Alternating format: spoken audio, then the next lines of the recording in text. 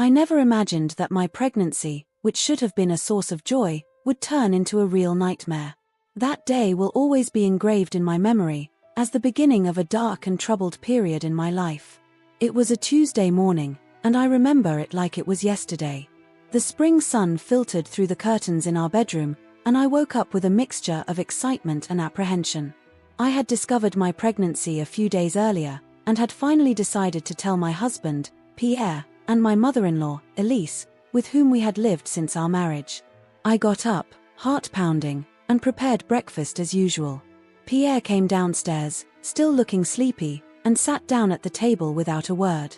Elise joined us a few minutes later, impeccably coiffed as always. "I've got some news for you," I said in a trembling voice, placing the coffee pot on the table. Pierre looked up from his newspaper, and Elise interrupted, her coffee cup halfway to her lips. I'm pregnant," I blurted out, a nervous smile on my lips. The silence that followed was deafening. I saw Elise's face decompose from surprise to anger in a matter of seconds.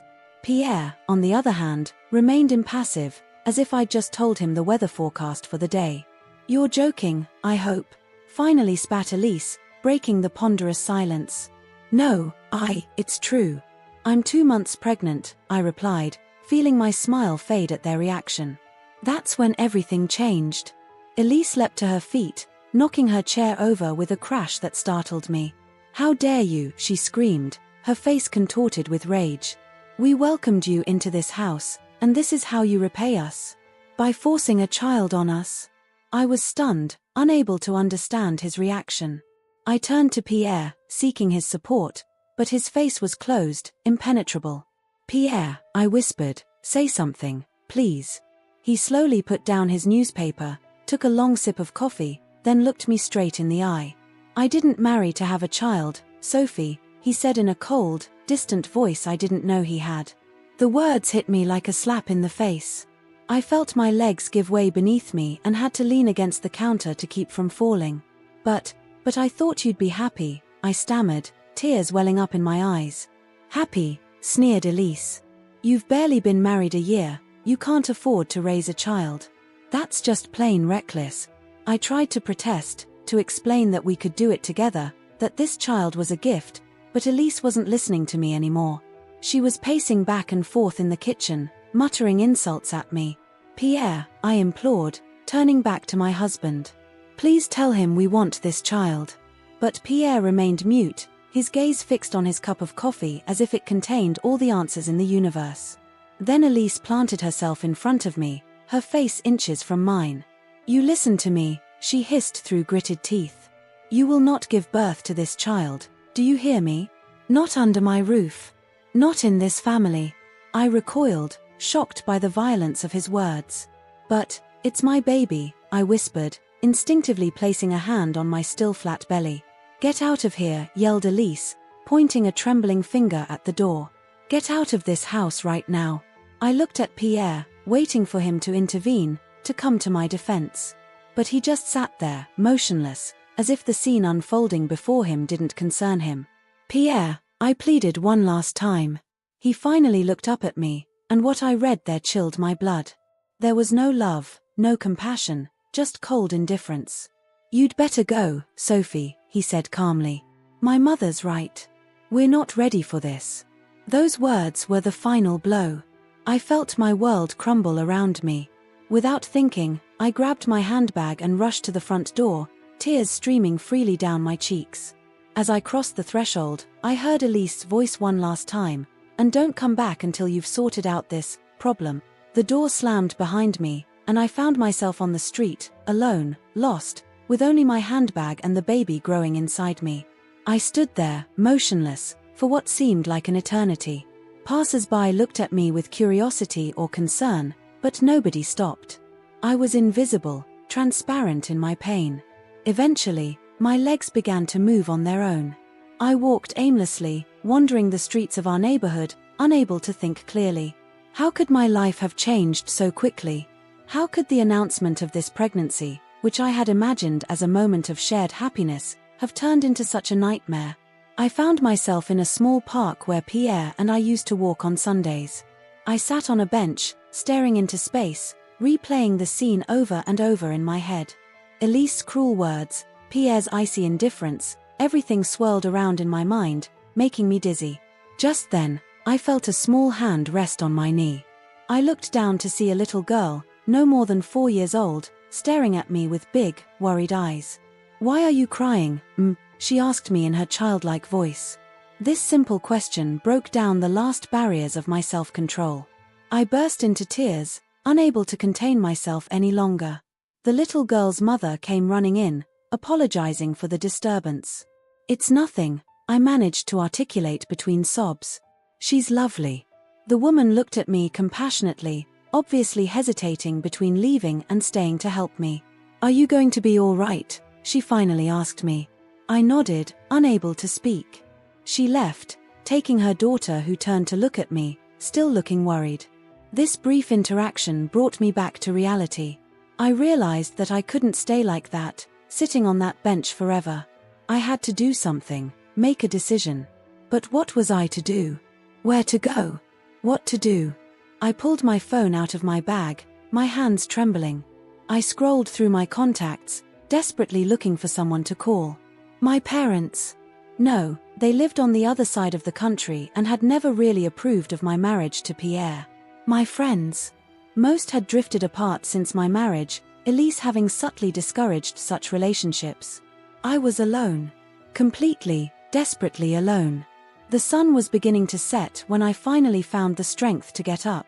I still didn't know where to go, but I knew one thing: I couldn't go back to that house. Not after what had happened. I walked aimlessly through the city streets, my mind oscillating between shock, anger, and a deep sense of betrayal. How could Pierre, the man I loved, have done this to me? How could I have been so blind, so unable to see that we weren't on the same wavelength when it came to our future? Night fell, and I found myself in front of the station. I looked at the people coming and going, each with a goal, a destination. Me, I had nowhere to go. That's when the reality of my situation really hit me. I was pregnant, homeless, with no money except for the few euros in my purse. And above all, I was alone in the face of a future that, just a few hours earlier, had seemed radiant and was now just a big question mark. I sat on a bench in the station concourse, physically and emotionally exhausted. As I watched people pass by, a terrifying thought crossed my mind: what if Elise was right? What if I wasn't capable of raising this child? Maybe I should do what they wanted, fix this problem as Elise had so cruelly suggested. But the instant that thought crossed my mind, I felt a wave of nausea wash over me. No, I couldn't do that. No matter what, this baby was a part of me. I couldn't give her up just because the circumstances were difficult. This realization gave me a new determination. I didn't know how I was going to get through it, but I was sure of one thing: I was going to fight. For myself, for my baby, for our future. As dawn broke on the horizon, coloring the sky in rosy hues, I took a deep breath. My world might have collapsed in the space of a morning, but I was determined to rebuild it, brick by brick if need be. That day, in the station concourse, among the hurried and indifferent travelers, I made a silent promise to the child growing inside me: whatever happened, we would get through this ordeal together. I didn't know how yet, but I'd find a way. I had to do this. For both of us. The days that followed that fateful morning were the darkest of my life. With no roof over my head, no money, and a baby on the way, I found myself wandering the streets of Paris, desperately seeking a solution to my precarious situation. The first day, I spent hours walking aimlessly, carefully avoiding our neighborhood for fear of running into Pierre or Elise. Eventually, fatigue and hunger caught up with me, and I had to resolve to use the little money I had in my bag to buy a sandwich and a bottle of water.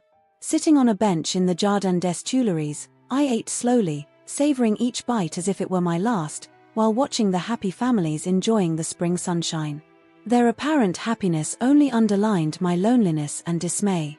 When night fell, panic overcame me. Where was I going to sleep? The streets of Paris, so charming by day, took on a menacing aspect when night fell. Eventually, I found refuge in a metro station, huddled in a corner with my bag snuggled up against me. The sound of the last trains and the footsteps of latecomers lulled me into a restless sleep, filled with nightmares of Elise chasing me, screaming that I wasn't fit to be a mother. In the morning, aching and exhausted, I resumed my wandering.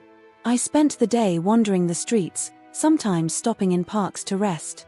It was during one of these breaks that I heard about an emergency shelter for women. My heart pounding with hope, I followed the directions and went to the reception desk. "I'm sorry," the woman at the front desk told me with a sympathetic look, "but we're full tonight. Come back tomorrow morning, we might have a place." Disappointed but not discouraged, I spent a second night in the metro, this time in a different station. The next morning, I was the first at the shelter door. I was lucky, a place had opened up. The center was far from luxurious, but it was a roof over my head. I shared a room with 3 other women, each with her own story of distress. There was Fatima, a young mother on the run from a violent husband, Marie, a woman in her 50s who had lost everything following a breakdown, and Leah, barely of age, thrown out on the street by her parents when they discovered her homosexuality. The first few days at the center were a mixture of relief and anxiety. I had a safe place to sleep and something to eat, but the uncertainty of my future gnawed at me. Every morning I'd wake up with the same nagging question: what am I going to do? It was Fatima who first talked to me about abortion. One evening, while we were both in the small shared kitchen, she asked me how long I'd been pregnant. "Almost 3 months," I replied, instinctively placing a hand on my belly. She nodded, thoughtful. "You know," she said softly, "it's not too late if you want to, not keep it." Her words hit me like a punch. Of course, I'd already thought about it. How could I not in my situation? But hearing it from someone else suddenly made the option terribly real. I don't know," I stammered. "I haven't really thought about it."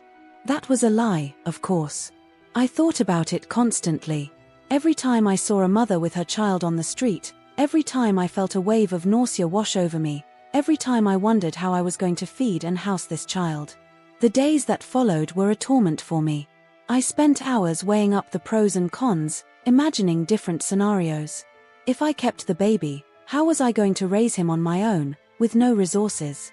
But if I didn't keep him, could I live with that decision?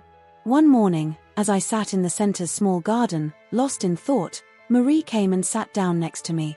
"You seem preoccupied," she said simply. I burst into tears, unable to hold back any longer all the emotions that were overwhelming me. Between hiccups, I told her everything: Pierre and Elise's reaction, my doubts, my fear of the future. Marie listened in silence, holding my hand. When I finished speaking, she took a deep breath. "Sophie," she said softly, "I can't make this decision for you. No one can. But let me tell you something. Whatever you decide, it will be the right decision. Because it will be your decision." His words resonated with me for days. Little by little, I began to realize that despite my precarious situation, despite Pierre's betrayal and Elise's rejection, part of me wanted this baby. Maybe it was madness, maybe it was unconsciousness, but I couldn't deny this deep desire to become a mother. This realization was like a wake-up call. I started actively looking for solutions and resources. I discovered that there were associations to help pregnant women in difficulty. I spent hours at the local library, using the self-access computers to research, email and look for work. But despite my newfound determination, the obstacles seemed insurmountable. Every time I thought I'd found a solution, a new problem cropped up. How could I find a stable job without a fixed address? How do you rent an apartment without a regular income? And above all, how do you take care of a baby in these conditions? There were moments of intense discouragement. I remember one particularly difficult night when, unable to sleep, I went out into the center's garden. The sky was clear, dotted with stars. I looked up at this immensity and felt all my smallness, all my powerlessness in the face of the magnitude of the task before me. "I don't know if I can do this," I whispered into the night, one hand resting on my stomach. "I don't know if I'm strong enough." That's when I felt something. A slight, barely perceptible quiver, like the flutter of a butterfly wing. My baby was moving for the first time. This sensation, slight as it was like an answer to my doubts. A little life was growing inside me, entirely dependent on me. This realization hit me hard, I didn't have the luxury of giving up.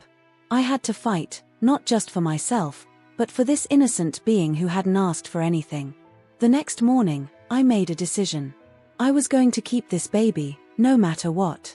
I still didn't know how I was going to manage, but I was determined to find a way. This decision was like a new beginning. I redoubled my efforts to find a job and accommodation. I started attending workshops organized by the Center on Parenting, Budget Management, and Job Hunting. Every little step forward, no matter how small, gave me hope. One day, as I was returning from an inconclusive job interview, I passed a pregnant woman in the street. She was walking with a confident stride, one hand on her rounded belly, a serene smile on her lips.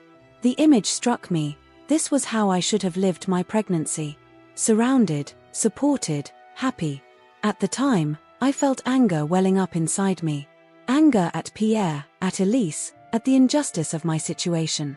But this anger quickly turned into something deeper, something more powerful, a fierce determination. I promised myself, there in the middle of that busy street, that I would give my child all the love and support I could. That I would be strong for two. That I would build, brick by brick, a better life for both of us. The weeks that followed were not easy. There were moments of doubt, fear, and discouragement. But every time I felt my baby move, every time I put my hand on my belly as it gradually rounded out, I found the strength to keep going. Little by little, I began to see signs of hope. A job interview that went well. A social worker who told me about a social housing program for single mothers. Women at the center who became friends, offering support and encouragement. I didn't yet know what the future held, but one thing was certain, I was no longer alone. I had my baby, I had my determination, and little by little, I was beginning to have a support network. Those days of despair had changed me. I was stronger, more resilient. I'd learned that even in the darkest moments, there's always a glimmer of hope. And it was this glimmer that I clung to, day after day, step after step, towards a future that was uncertain but full of promise. The days passed, and my situation, though still precarious, began to improve slowly. Then something unexpected happened to turn my life upside down once again. That morning, I was leaving the shelter to go to yet another job interview. The sky was grey, threatening rain, a perfect reflection of my mixed mood. I didn't hold out much hope for this interview, but I went anyway, determined to seize every opportunity. As I was crossing the Place de la République, I heard someone calling my name. Sophie. Sophie, is that you? I turned around, intrigued, to see a young woman running towards me, a big smile on her lips. It took me a few seconds to recognize her. Claire, an old high school classmate I hadn't seen in years. Claire. I stammered, surprised. It's been so long. She pulled me into her arms, hugging me with a warmth that almost brought me to tears. It had been so long since anyone had shown me such affection. My God, Sophie, you're pregnant, she exclaimed when she noticed my rounded belly. Her smile faded slightly when she saw my expression. Everything okay? I hesitated for a moment. Should I lie to her, pretend everything was fine? But the kindness in his eyes, the sincerity of his concern, broke down my last barriers. Before I knew it, I found myself telling her everything, right there in the middle of the square. Claire listened to me without interrupting, her face going from surprise to indignation to compassion. When I finished my tale, she took my hands in hers. Sophie, I'm so sorry you had to go through all this alone, she said softly. Then, after a moment's thought, she added, Look, I know this may be a bit hasty, but I have an apartment with a guest room. If you want, you can come and stay there while you get back on your feet. His proposal caught me off guard. I can't accept, I stammered. It's too. Don't talk nonsense, she cut me off. That's what friends do. Besides, I could use the company.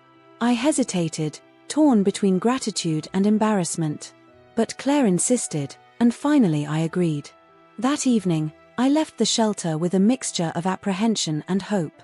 Claire's apartment was small but warm, located in a lively district of the 11th arrondissement. The guest room was barely bigger than a closet, but to me it was a palace. For the first time in weeks, I slept in a real bed, surrounded by walls that belonged only to me. The next few days were like a dream.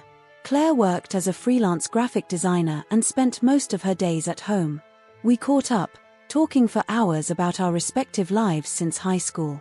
She listened to me without judgment when I told her in detail what had happened with Pierre and Elise, offering me her unconditional support.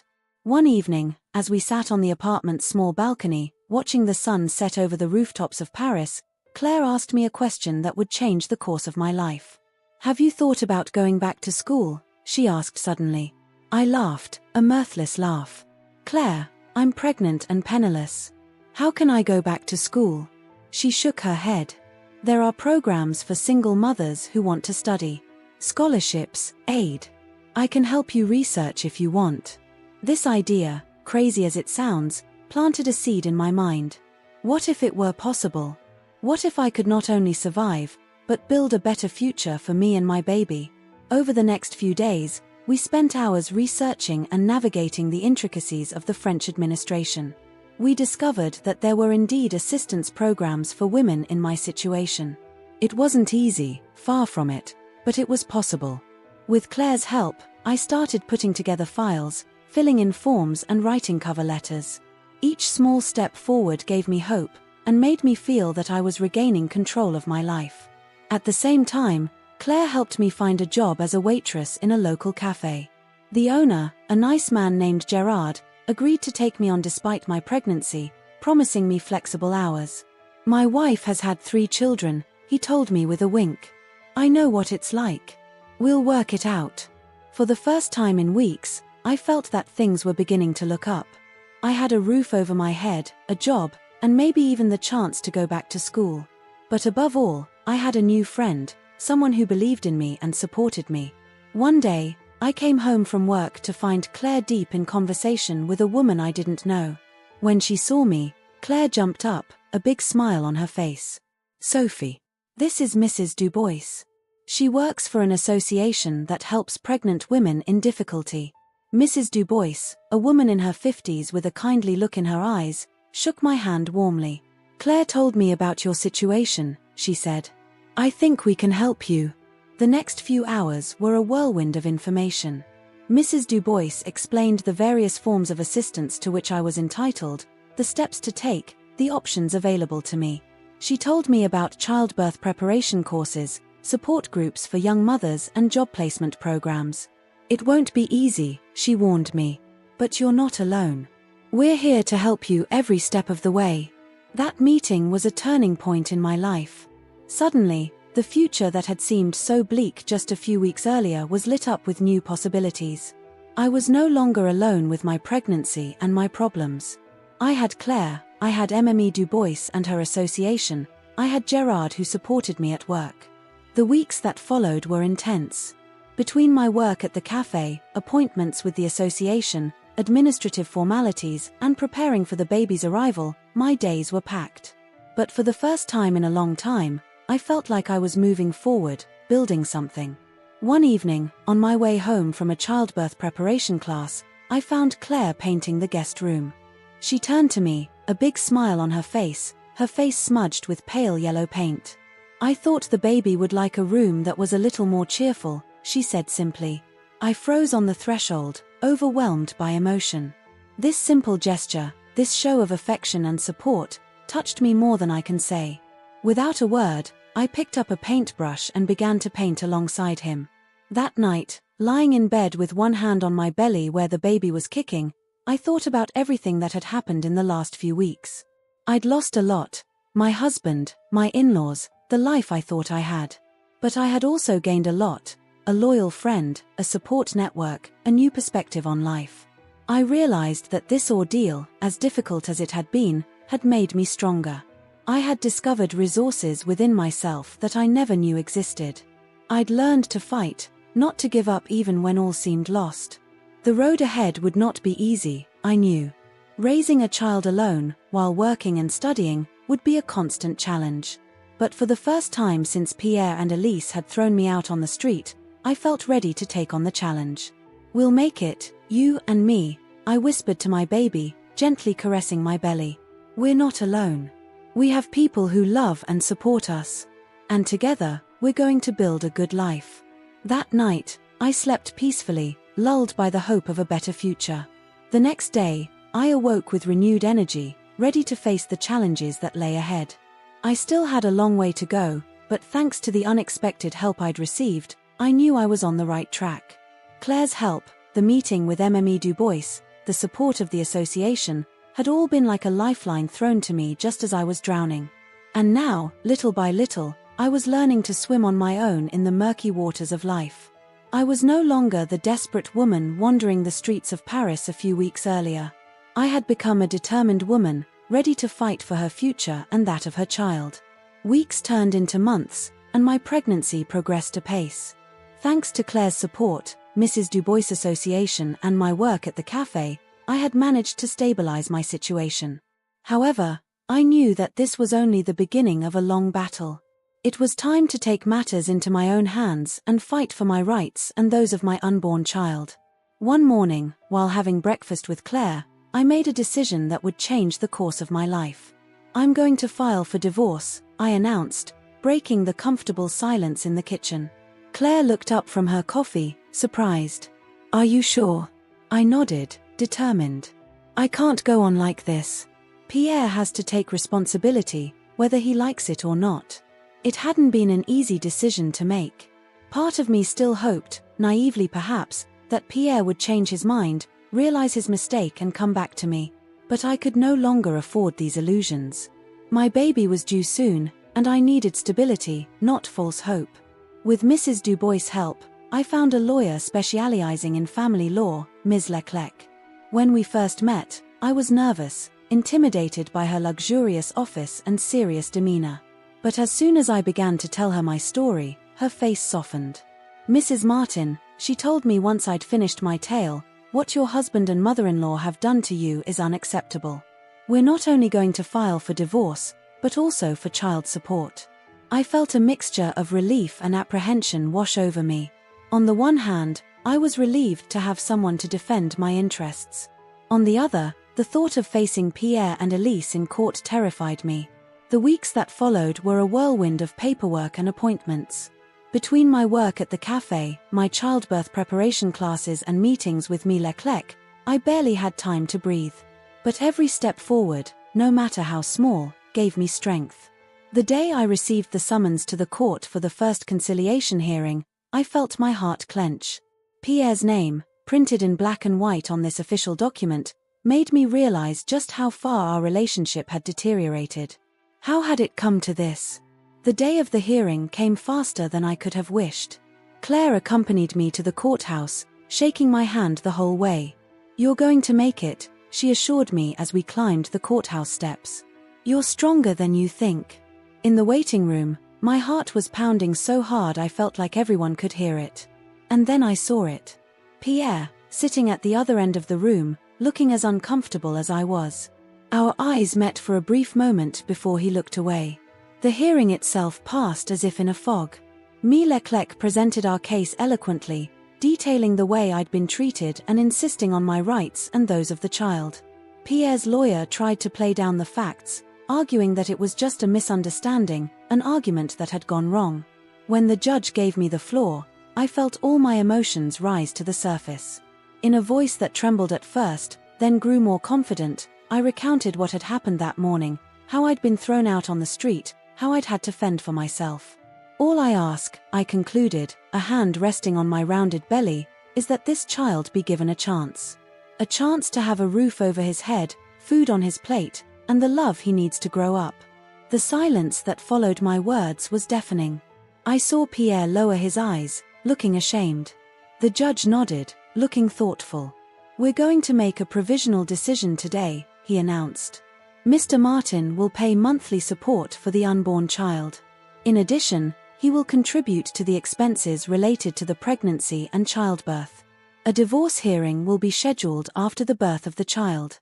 As I left the courtroom, I felt a strange mixture of relief and sadness. It was a victory, of course, but also the definitive end of something. Claire hugged me, congratulating me on my courage. Just then, Pierre approached us. He looked tired, almost aged. "Sophie," he said softly, I'm sorry. For everything. I felt tears welling up in my eyes, but I fought them back. It's a bit late for that, don't you think? He nodded, looking downcast. I know. I'll do what the judge says. And if you need anything else. I cut him off with a wave of my hand. What I need is for you to take responsibility. Not out of legal obligation, but because it's your child. He nodded silently before walking away. I watched him go, my heart heavy. Despite everything that had happened, part of me still loved him. But I knew I had to move on, for myself and for my baby. The weeks that followed were a mixture of victories and challenges. Pierre's alimony allowed me to quit my job at the cafe and concentrate on my pregnancy and studies. I started taking evening classes to earn a business degree, determined to build a stable future for my child. At the same time, I continued to work with MME Du Bois Association. My experience had opened my eyes to the difficulties faced by pregnant women in precarious situations, and I wanted to help other women in my situation. One evening, on my way home from a class, I found Claire preparing dinner. The delicious smell wafting through the apartment made me realize how lucky I was to have her in my life. Claire, I said as I set my bag down, I don't know how to thank you for everything you've done for me.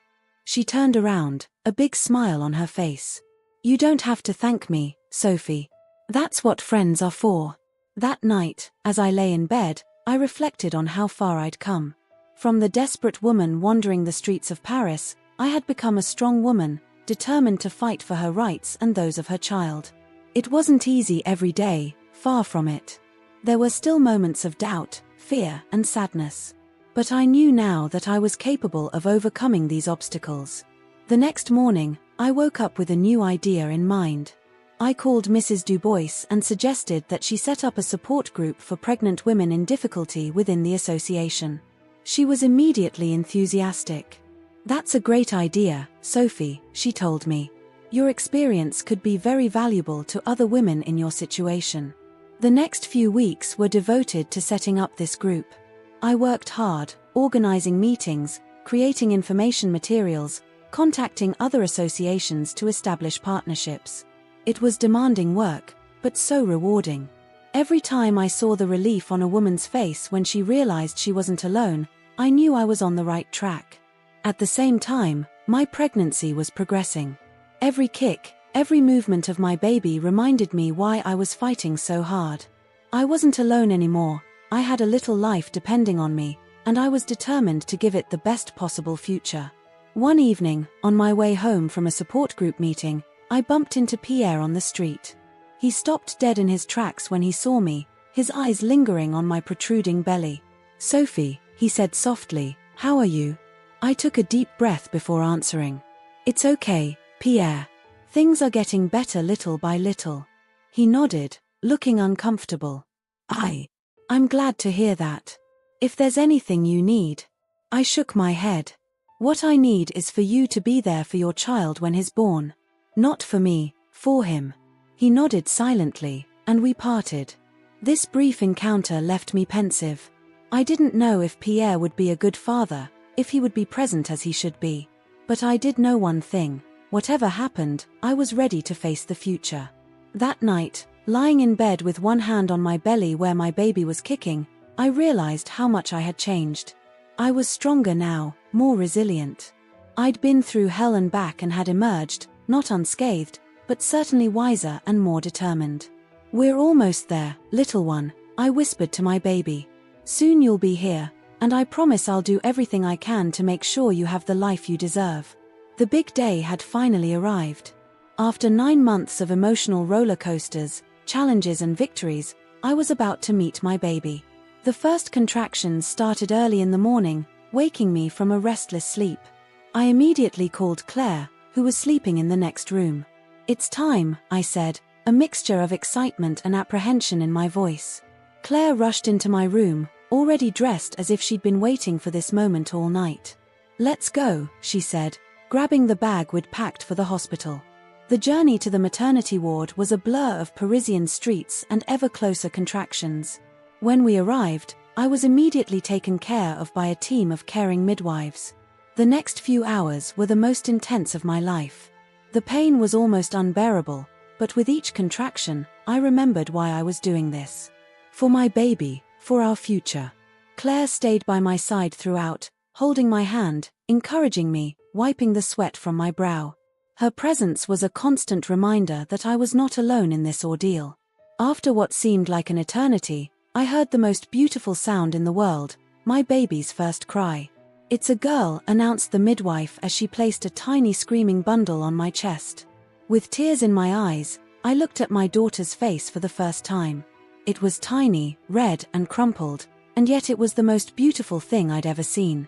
"Hello, Lee," I whispered, choosing on the spur of the moment the first name I'd considered during my pregnancy. "I'm your mommy." The days that followed in the maternity ward were a whirlwind of emotions. I was exhausted, sore, but incredibly happy. Every time I held Lee in my arms, fed her or simply watched her sleep, I felt my heart swell with a love I'd never known before. Claire came to see me every day, bringing me clean diapers, home-cooked meals and, above all, her unfailing support. Mme Dubois also came by, her arms full of gifts from the association. On the third day, as I was breastfeeding Leah, I heard a timid knock at the door.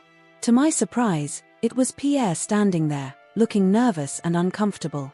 "Can I come in?" he asked softly. I hesitated a moment before nodding. Pierre approached the bed slowly, his eyes fixed on the little being nestled against my chest. "She's beautiful," he whispered, his voice full of emotion. "Do you want to hold her?" I offered, surprised by my own words. Pierre nodded, and carefully, I deposited Lee in his arms. Seeing him hold our daughter for the first time brought up a wave of conflicting emotions in me. Anger, sadness, but also a strange feeling of hope. "I'm sorry," he said after a long moment of silence. "For everything. I've been a coward. I was scared and I reacted in the worst possible way." I took a deep breath before replying. "Pierre, what's done is done. What matters now is what you do from now on. For her." He nodded, his eyes still fixed on Lee. "I want to be there," he said. "I want to be a good father. I know it won't redeem what I've done, but I want to try." This conversation marked the beginning of a new chapter in our story. It wasn't a step backwards, far from it. Too much had happened for us to simply pick up where we left off. But it was a step forward, towards a future where Leah would have both her parents in her life, one way or another. Coming home to Leah was both wonderful and terrifying. Suddenly, I was responsible for this little life, 24/7. The nights were short, the days long, and there were times when I doubted my ability to be a good mother.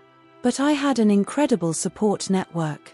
Claire was always there, ready to take over when I needed to sleep or just take a shower. Mrs. Dubois and the women of the association provided me with meals, advice, and invaluable moral support. Pierre, true to his promise, was there for me. He came regularly to see Leah, bringing diapers and powdered milk, and even offered to look after her so I could rest. It wasn't always easy, and there were still tensions between us, but we were learning to coexist peacefully for the sake of our daughter. As the months passed, a new routine gradually took hold. I went back to school part-time, determined to get my degree. The support group I had set up at the association continued to grow, and I devoted as much time to it as I could. One evening, when Lee had just turned 6 months old, Claire and I were sitting on the balcony, watching the sun set over Paris. Leah was sleeping peacefully in her crib inside, and for the first time in a long time, I felt a real peace come over me. "You know," Claire said as she sipped her tea, "I'm so proud of you, Sophie. Look how much you've accomplished in a year." I smiled, thinking back on how far I'd come. From the terrified, homeless woman I'd been a year ago, I'd become a mother, a student, an activist for the rights of struggling pregnant women. "I could never have done it without you," I replied. "Without you, without Mrs. Dubois, without all those people who reached out to me when I needed it most." Claire shook her head. "We may have reached out to you, but you did the hard part. You fought, you persevered.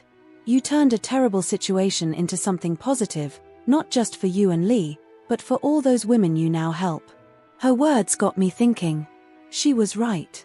Despite all the difficulties, despite all the moments of doubt and despair, I had managed to get through the ordeal. More than that, I had emerged stronger, more resilient.